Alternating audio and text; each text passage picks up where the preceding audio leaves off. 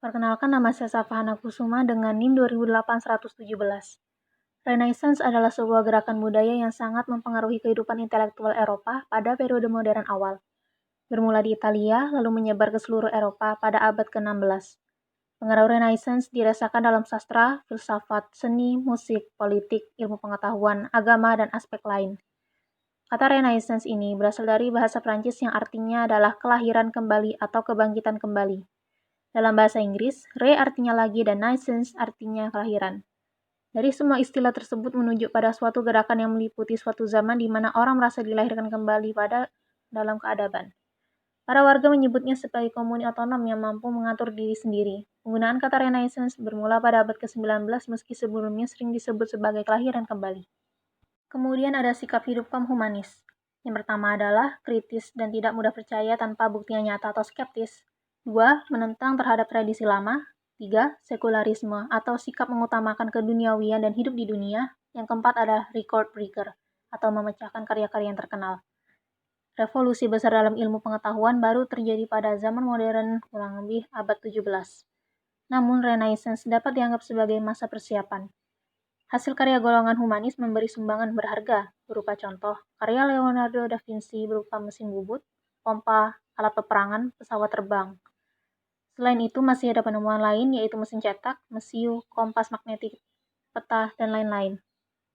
Antara Renaissance dan humanisme terdapat kaitan yang begitu erat karena mereka menjadikan zaman Yunani dan zaman Romawi kuno sebagai objeknya, dan humanisme kembali pada masa perkembangan Renaissance. Kemudian faktor-faktor munculnya Renaissance. Middle Age merupakan zaman di mana Eropa sedang mengalami masa suram. Berbagai kreativitas sedang diatur oleh gereja. Dominasi gereja sangat kuat dalam berbagai aspek kehidupan. Dengan adanya berbagai pembatasan yang dilakukan oleh pihak pemerintah atas saran dari gereja, maka timbullah sebuah gerakan kultural. Pada awalnya merupakan pembaharuan di bidang kejiwaan, kemasyarakatan, dan kegerejaan di Italia pada abad pertengahan. Namun, selain itu, paham idealisme membutuhkan penjelasan secara fakta berkembang dan banyak menentang paham-paham yang ada di gereja. Selain itu, tingginya keinginan para raja untuk memerintah negara tanpa adanya campur tangan dari pihak gereja.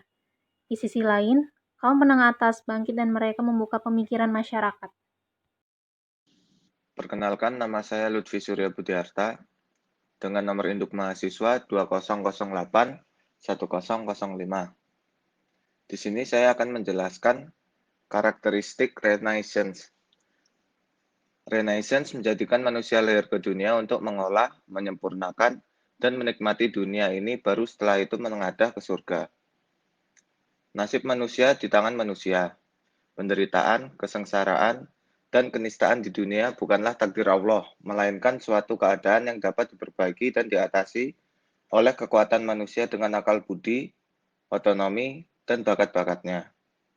Manusia bukan budak, melainkan majikan atas dirinya. Inilah semangat humanis, semangat manusia baru yang oleh Cicero dikatakan dapat dipelajari melalui bidang sastra, filsafat, retorika, sejarah, dan hukum.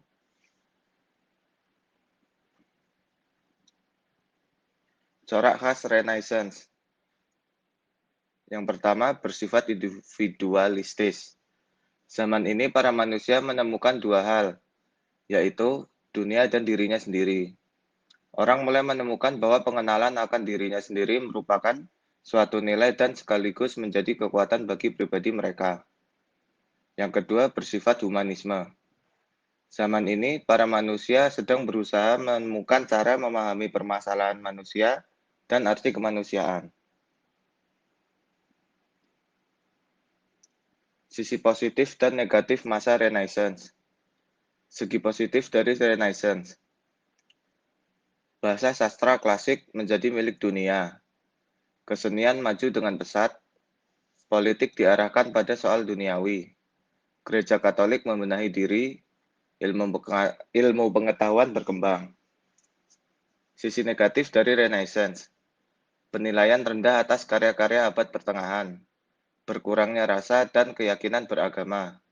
Timbulnya ketumpulan malu. Perkenalkan, nama saya Naufal Ade Darmansyah dan nomor induk mahasiswa saya 200810016. Dan berikut saya jelaskan tentang tokoh sastra pada masa Renaissance.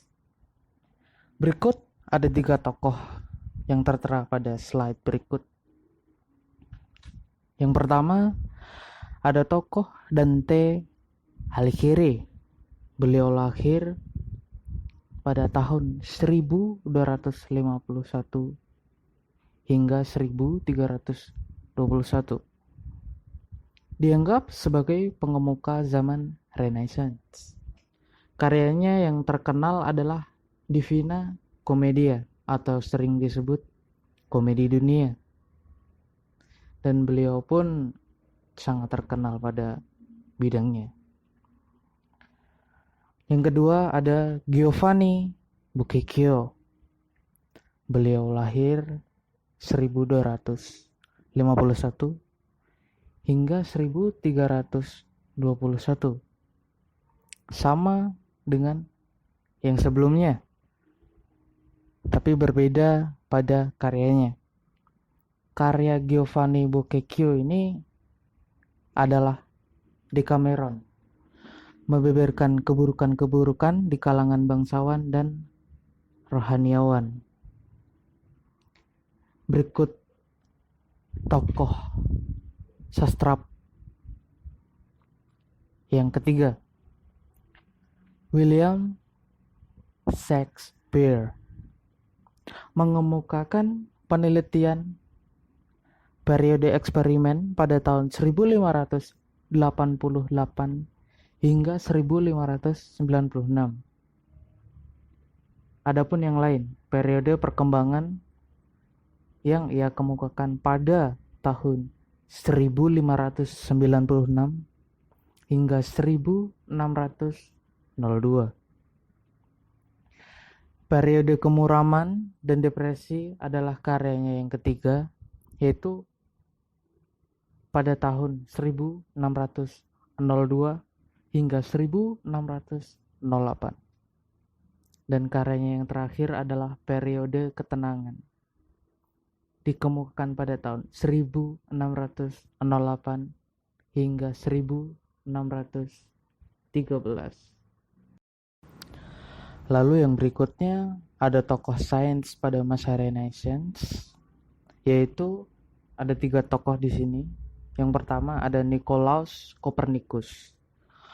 Beliau lahir pada 1473 hingga 1543. Ahli di bidang perbintangan pada masa itu, dengan karyanya buku yang berjudul De Revolutionibus Orbium Coelestium, atau tentang benda-benda langit. Berikut juga ada Johannes Kepler. Beliau lahir pada tahun 1571 hingga 1630. Karyanya buku yang berjudul Mystery of the Cosmos atau Mysterium Cosmographicum. Buku ini menjelaskan tentang mengapa matahari berada di pusat tata surya. Bisa dibilang beliau juga mencetus di sini untuk teori yang dia kemukakan pada matahari. Adapun tokoh yang bernama Galileo Galilei, beliau lahir 1564 hingga 1642.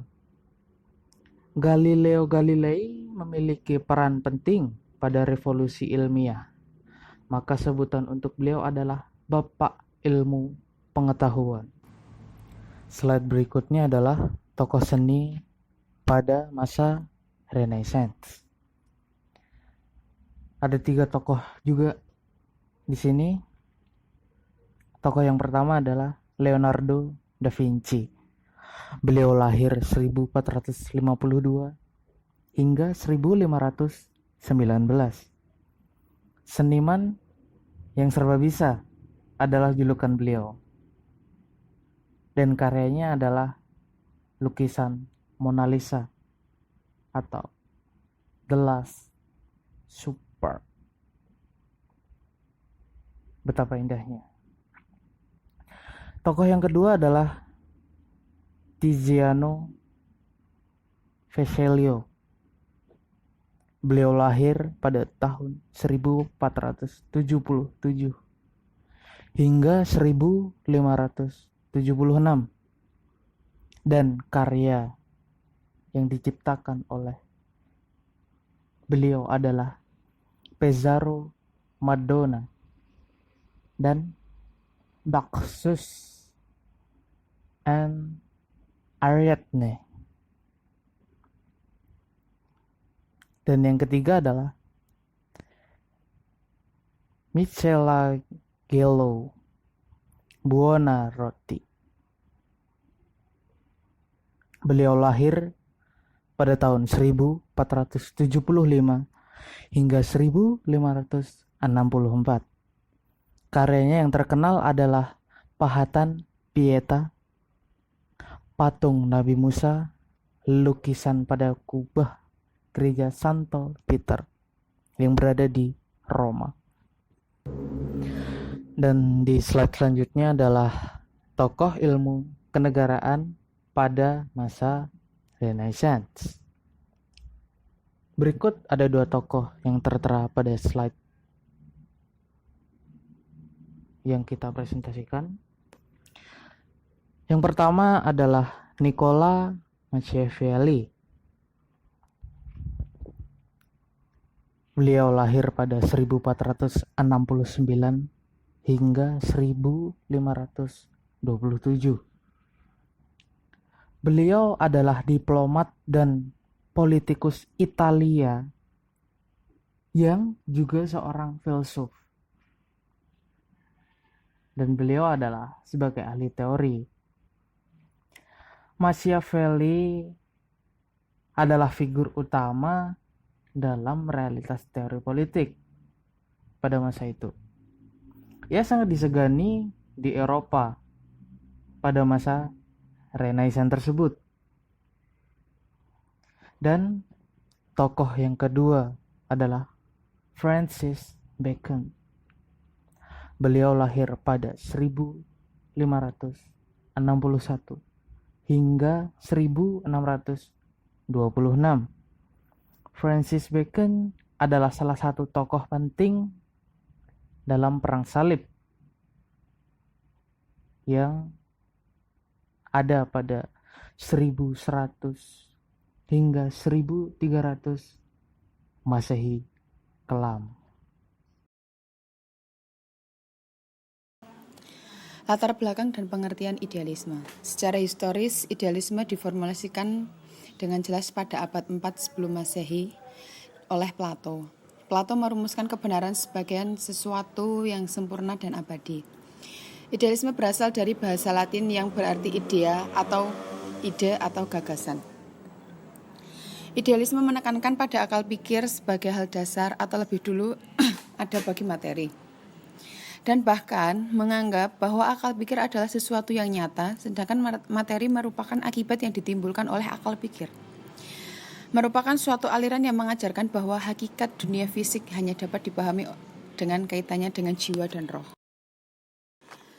Idealisme subjektif atau imaterialisme. Seorang idealis subjektif berpendirian bahwa akal, jiwa, persepsi atau ide-idenya merupakan segala yang ada. Objek pengalaman bukanlah material namun persepsi. Idealisme yang kedua adalah idealisme objektif. Tokoh yang terkenal dari idealisme objektif ini adalah Plato. Jadi, menurut idealisme objektif ini, ada ide di luar ide yang ada di kepala yang sifatnya objektif dan universal. Ini maksudnya gimana? Perumpamaannya itu kayak ada dunia lain selain di dunia ini yang sifatnya ideal dan menjadi tolak ukur kita berpikir di dunia ini. Jadi dulu itu ide-ide kita tuh ada di sana, di dunia ide maksudnya. Terus sekarang kita lihat lahir. Jadi ide-ide itu terbawa ke dunia ini, tapi yang ada di dunia ini tuh sebenarnya sifatnya tuh semu. Yang asli itu yang ada di dunia ide sana. Terus jadi contohnya tuh kayak kita tuh kalau ngelihat sesuatu tuh sebenarnya udah terbekali dari dunia ide itu. Kayak dunia itu tuh, jadi dunia ide itu tuh rujukannya dunia nyata tapi dalam wujud yang lebih sempurna. Contohnya kalau dalam agama Islam tuh ya semacam kayak Nabi Adam tuh diturunkan ke bumi dibekali pengetahuan untuk hidup di bumi. Nah, jadi kan pengetahuannya itu ada di dunia ide, terus si Nabi Adam itu diturunkan ke bumi membawa ide-ide yang sebelumnya itu buat bekal dia hidup di bumi. Terus jadi kesimpulannya tuh ada ide bawaan yang kita bawa untuk bekal kita hidup sekarang. Di dalam dunia itu ada apa aja yang ada sekarang di dunia ini. Jadi contohnya kita lihat sebuah materi, misalnya aja lihat kucing. Kita tuh udah tahu, oh itu tuh kucing, soalnya dari dunia ide sana tuh udah ada kucing sebelumnya. Jadi bahan kita berpikir tuh bukan dari materi tapi dari ide yang kita sebut ide bawaan tadi. Terus idealisme ini tuh juga berpikir kalau materi itu sebenarnya nggak ada. Materi itu cuman perwujudan dari ide. Terus ada juga filsuf yang bilang kalau materi itu nggak ada dan sebenarnya dia itu cuman energi yang melambat aja. Jadi kayak kita tuh kelihatan soalnya energi kita tuh melambat. Terus kenapa jin, setan dan sebagainya yang goib-goib itu nggak kelihatan, soalnya dia tuh energinya cepet gitu, energinya jadi nggak kelihatan. Terus kenapa kita ngelihat kayak sepeda motor atau apa itu kelihatan, soalnya dia itu terdiri dari molekul-molekul yang melambat, jadi kita tuh melihat kalau itu tuh sepeda motor gitu. Jadi menurut Plato, idealisme objektif adalah dunia lain yang disebut dunia ide yang menjadi bekal kita untuk memahami dunia yang sekarang.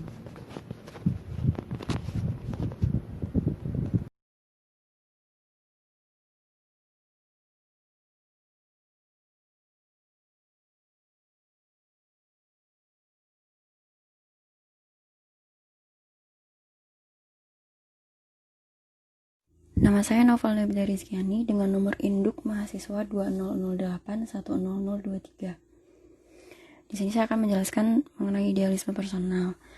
Idealisme personal itu sendiri sering disebut juga personalisme. Jadi, bagi seorang personalis, realitas dasar itu bukan sebuah pemikiran yang abstrak atau suatu proses pemikiran yang khusus, akan tapi suatu jiwa atau seorang pemikir. Untuk itu, bagi kelompok personalis ini, sebagian besar menekankan realitas dan harga diri dari orang-orang, nilai moral, dan kemerdekaan manusia. Bagi kelompok personalis ini, alam adalah tata tertib yang objektif, walaupun mereka itu percaya kalau alam itu nggak terjadi dengan sendirinya, karena mereka itu percaya bahwa ada yang menciptakan alam semesta ini, karena orang-orang yang percaya atau menganut paham idealisme personal ini percaya akan Tuhan gitu, atau sering disebut teistik. Personalisme ini bersifat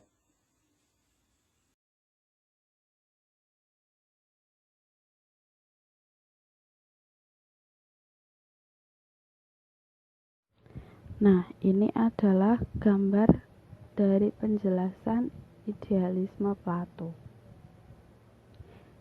Ini dinamakan itu mitologi gua, punya Plato juga. Jadi ini tuh digambarkan ada orang yang udah terbelenggu sejak lahir, dia itu ada di bawah gua, jadi dia tuh nggak bisa kemana-mana, terus cuman bisa ngelihat dinding. Di sini ada sumber cahaya api, terus ini tuh kayak orang-orang yang berlalu lalang gitu ceritanya, tapi di sini tuh ada gambarnya apa ini, kuda, lingkaran, burung dan sebagainya itulah. Itu jadi orang yang dibelenggu ini tuh dipaksa tiap hari buat ngelihat ini, bayangan-bayangan ini, dan mereka percaya kalau dunianya itu sebenarnya bayangan ini. Terus yang ini tuh cuman semu, mereka tuh nggak tahu kalau ada yang nyata-nyata ini. Jadi kalau dari kalau dari idealisme tadi, yang sebenarnya kita diami sekarang, dunia sekarang itu tuh yang ini di dinding ini, yang ada di dinding ini. Terus yang dunia ide, dunia bawaan yang nyata itu tadi itu yang ini, orang berlalu lalang ini. Jadi sebenarnya yang ada di dinding itu nggak nyata, cuman semu, dan refleksinya dari ini, refleksinya dari orang-orang yang berlalu lalang dan nyata ini, kayak gitu sebenarnya. Teologi idealisme. Aliran idealisme dinamakan juga spiritualisme. Dalam perkembangannya, aliran ini ditemui pada ajaran Plato 428 hingga 348 sebelum Masehi dengan teori idenya. Aliran ini beranggapan bahwa kenyataan yang beraneka ragam itu semua berasal dari ruh semua atau sejenisnya, yaitu suatu yang tidak berbentuk dan menepati ruang. Aliran ini menyatakan bahwa hakikat benda adalah ruhani, spirit atau sebangsanya adalah satu. Nilai ruh lebih tinggi daripada badan, lebih tinggi nilainya dari materi bagi kehidupan manusia. Kedua, manusia lebih dapat memahami dirinya daripada dunia luar dirinya. Ketiga, materi ialah kumpulan energi yang menepati ruang. George Knight mengemukakan bahwa realitas bagi idealisme adalah dunia penampakan yang ditangkap dengan panca indera dan dunia realitas yang ditangkap melalui kecerdasan akal pikiran. Ia mengemukakan bahwa ide gagasan yang lebih dulu ada dibandingkan objek-objek material. Dapat diilustrasikan dengan konstruksi sebuah kursi. Para penganut idealisme berpandangan bahwa seseorang haruslah telah mempunyai ide tentang kursi dalam akal pikirnya sebelum ia dapat membuat kursi untuk diduduki. Yang kedua adalah berbicara idealisme dari aspek aksiologi. Aksiologi itu sendiri kan artinya nilai ya. Jadi aksiologi idealisme ini tuh berbicara tentang nyata dan tidak nyata, ada dan tidak ada. Kayak ini nih, menurut George Knight, jagat raya ini direnungkan dan dalam kerangka makrokosmos dan mikrokosmos, di mana makrokosmos berperan sebagai dunia akal pikir yang abadi dan mikrokosmos sebagai dunia nyata dan pengalamannya. Jadi itu kayak tadi, idealisme kan berpikir kalau sebenarnya itu ada dunia lain, yang dunia ide yang bersifat universal tadi, nyata dan sempurna dan sebagainya, yang tadi sifatnya itu tuh berperan sebagai makrokosmosnya kalau menurut George Knight. Dan dunia yang sekarang ini tuh kan refleksinya dari itu dunia ide, jadi itu berperan sebagai mikrokosmos. Epistemologi idealisme yaitu kunci untuk mengetahui epistemologi idealisme terletak pada metafisika mereka. Ketika idealisme menekankan realitas dunia ide dan akal pikiran dan jiwa, maka dapat diketahui bahwa teori mengetahui epistemologinya pada dasarnya adalah suatu penjelajahan secara mental, mencerap ide-ide gagasan. Untuk selanjutnya adalah metafisika idealisme. Secara absolut, metafisika idealisme itu merupakan kenyataan yang sebenarnya adalah spiritual dan rohania. Sedangkan secara kritis, yaitu adanya kenyataan yang bersifat fisik dan rohania juga. Jadi, pada intinya itu, pada metafisika idealisme itu sangat mengedepankan dan berkeyakinan kuat terhadap spiritual dan hal-hal yang berbau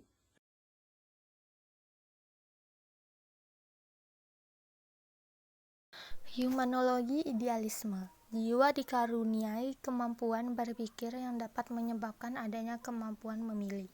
Ide yang berpikir sebenarnya adalah gerak yang menimbulkan gerak lain. Semua yang real bersifat rasional dan semua yang rasional bersifat real. Proses roh atau ide yang disebut Hegel dialektika, yaitu dua hal yang dipertentangkan lalu didamaikan, atau biasanya dikenal dengan tesis, antitesis, dan sintesis. Proses yang menjadi keterangan untuk segala sesuatu. Proses itu berlaku menurut hukum Haskell, yaitu menetapkan sesuatu keadaan untuk adanya sesuatu atau meniadakan sesuatu karena ketidakadaannya sesuatu itu. Jadi, semua real bersifat real. Maksud luasnya, rasio sama dengan luasnya realitas. Sedangkan realitas menurut Hegel adalah proses pemikiran atau apa yang terdapat di kepala. Untuk slide berikutnya adalah tokoh-tokoh idealisme. Yang pertama adalah Immanuel Kant. Ia menyebut filsafatnya adalah idealis transendental atau idealis kritis. Yang kedua ada Hegel. Inti dari filsafat Hegel adalah konsep geist atau roh atau spirit, suatu istilah yang diilhami oleh agamanya. Yang ketiga ada Schelling. Inti dari filsafat Schelling yaitu mutlak atau rasio mutlak adalah sebagai identitas murni. Atikah Dwi Fitrianingsih dengan NIM 2008100038. Pengertian materialisme. Materialisme adalah paham dalam filsafat yang menyatakan bahwa hal yang dapat dikatakan benar-benar ada adalah materi, dengan tidak mengakui adanya Tuhan, malaikat, dan ruh. Realitas satu-satunya adalah materi, dan segala sesuatu merupakan manifestasi dari aktivitas materi. Materi dan aktivitasnya bersifat abadi. Pada dasarnya, semua hal terdiri atas materi dan semua fenomena adalah hasil interaksi material. Materi adalah satu-satunya substansi. Sebagai teori, materialisme termasuk paham ontologi monistik. Karakter materialisme. Terdapat 4 karakter dalam materialisme. Yang pertama, mencapai atau mencari jawaban dari masalah-masalah pengetahuan dengan menggunakan metodologi objektif positivistik. 2. Berpandangan deterministik bahwa setiap peristiwa ada sebabnya. 3. Tidak percaya terhadap semua hal yang bersifat supranatural. 4. Reduksionistik atau keseluruhan itu bisa dijelaskan berdasarkan bagian-bagian kecilnya. Ciri-ciri materialisme. Segala yang ada atau wujud berasal dari satu sumber, yaitu materi. Tidak meyakini alam gaib, menjadikan panca indera sebagai satu-satunya alat mencapai ilmu, memposisikan ilmu sebagai pengganti agama dalam peletakan hukum, menjadikan kecondongan dan tabiat manusia sebagai akhlak.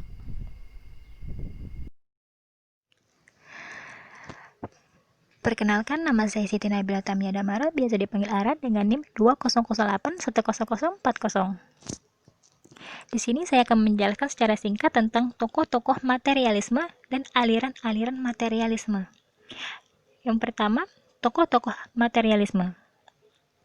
Terdapat 4 tokoh materialisme. Yang pertama, Karl Marx. Kedua, Thomas Hobbes. Ketiga, Julien de la Mettrie. Keempat, Friedrich Engels. Yang pertama kita akan membahas tentang Karl Marx dan Friedrich Engels yang memiliki pemikiran yang sama. Mereka berpendapat bahwa kesadaran tidak bisa menggerakkan perubahan sosial. Yang dapat menggerakkan sosial adalah keadaan manusia. Hal ini berarti manusia ditentukan oleh produksi mereka, baik yang diproduksi maupun cara mereka berproduksi. Cara manusia berpikir ditentukan oleh cara mereka bekerja. Oleh karena itu, kita tidak perlu memperhatikan apa yang dipikirkan manusia, tetapi cukup melihat bagaimana cara ia bekerja. Selanjutnya, Thomas Hobbes meyakini bahwa manusia terdiri dari materi, termasuk pikirannya dan bahkan Tuhan. Hobbes berpikir bahwa ide dan pikiran adalah kesan panca indera. Selanjutnya, ia mengatakan bahwa seluruh alam semesta adalah kebendaan, dan apa saja yang bukan benda sesungguhnya tidak ada. Yang terakhir, Julien de la Mettrie. Julien berpendapat bahwa manusia dan hewan itu sama. Yang dimaksud sama adalah dalam artian manusia dan hewan dianggap mesin.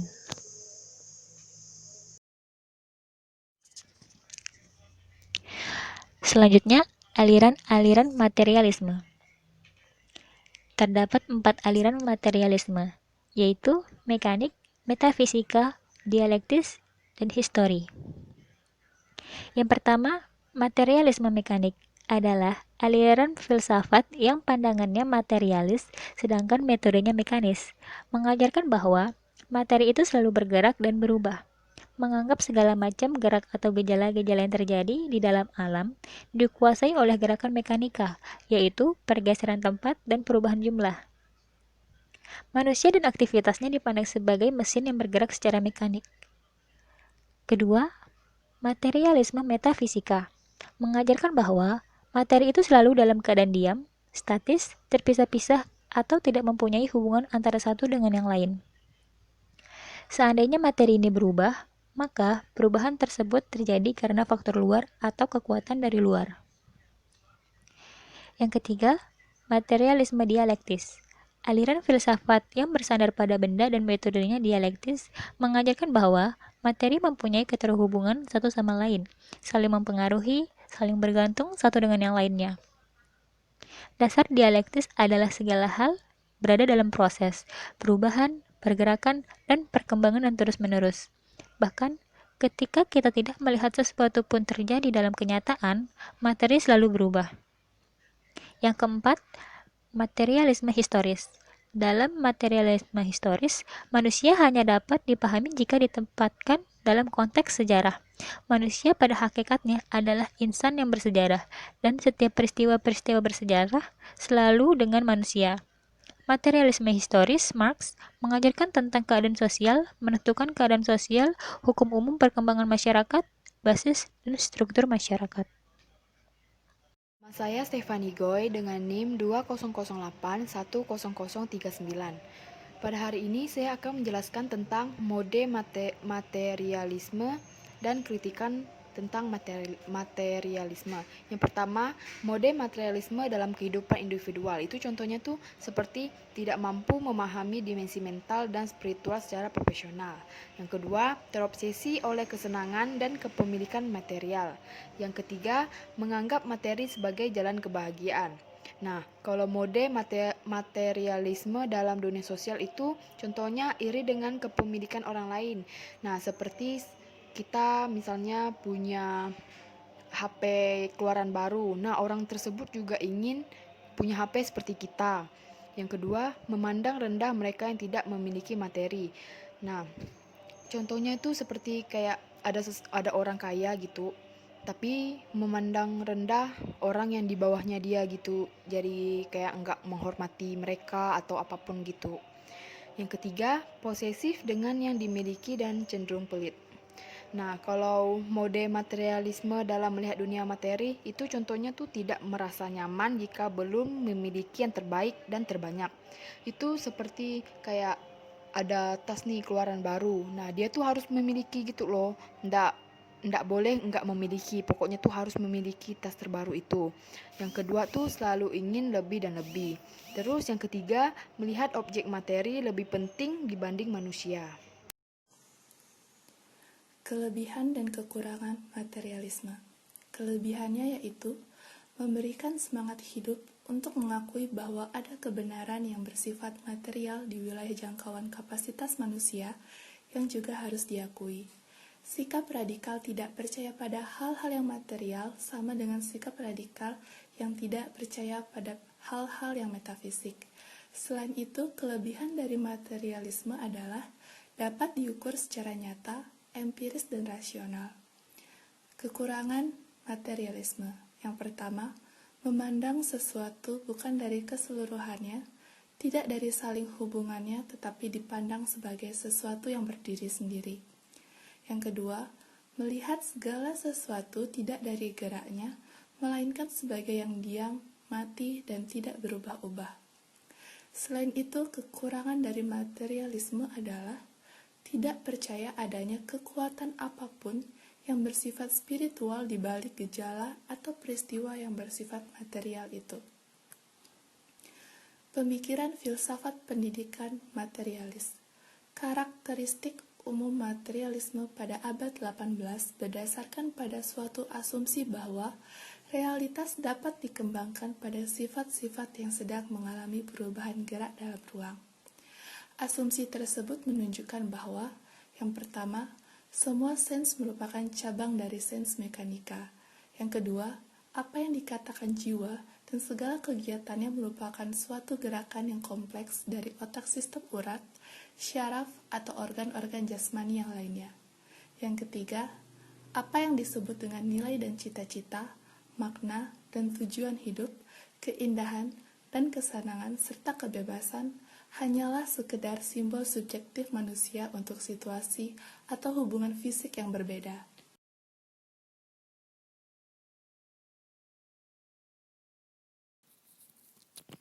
Pemikiran filsafat pendidikan materialis.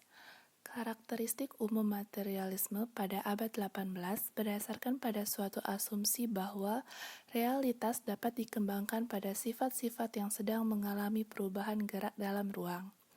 Asumsi tersebut menunjukkan bahwa 1. Semua sains merupakan cabang dari sains mekanika. Kedua, apa yang dikatakan jiwa dan segala kegiatannya merupakan suatu gerakan yang kompleks dari otak sistem urat, syaraf, atau organ-organ jasmani yang lainnya. Ketiga, apa yang disebut dengan nilai dan cita-cita, makna dan tujuan hidup, keindahan dan kesenangan, serta kebebasan hanyalah sekedar simbol subjektif manusia untuk situasi atau hubungan fisik yang berbeda. Kelebihan dan kelemahan materialisme pendidikan. Kelebihannya yang pertama, teori-teorinya jelas berdasarkan teori-teori pengetahuan umum. Yang kedua, isi pendidikan mencakup pengetahuan yang dapat dipercaya dan diorganisasi, selalu berhubungan dengan sasaran perilaku. Yang ketiga, semua pelajaran dihasilkan dengan kondisionisasi, pelajaran berprogram, dan kompetensi. Kelemahan yang pertama, dalam dunia pendidikan, aliran materialisme hanya berpusat pada guru dan tidak memberikan kebebasan kepada siswanya. Yang kedua, di kelas, anak didik hanya diberi setumpuk pengetahuan material, baik dalam buku maupun proses belajar mengajar. Kritikan dalam materialisme, itu tuh salah satu kritikan materialisme itu dikemukakan oleh aliran filsafat eksistensialisme yang berisi kritikan terhadap cara pandang paham materialisme. Manusia tuh dilihat hanya menurut hukum alam, hukum kimia, dan biologi. Padahal tuh manusia memiliki kompleksitas dirinya tuh yang tidak dapat diukur.